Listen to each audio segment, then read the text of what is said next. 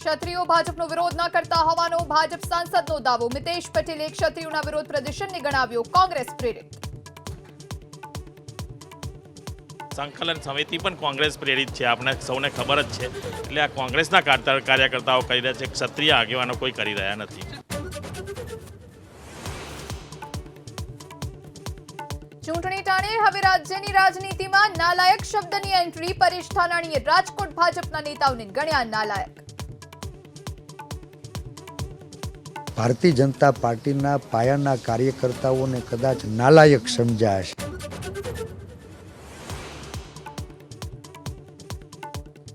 પ્રધાનમંત્રી મોદીનો કાલથી 2 દિવસ ગુજરાતમાં પ્રચંડ પ્રચાર. કાલે ડીસાની હિંમતનગરમાં ગજવશે સભા, તો બીજી મે આણંદ, સુરેન્દ્રનગર, જૂનાગઢ અને જામનગરમાં કરશે પ્રચંડ પ્રચાર.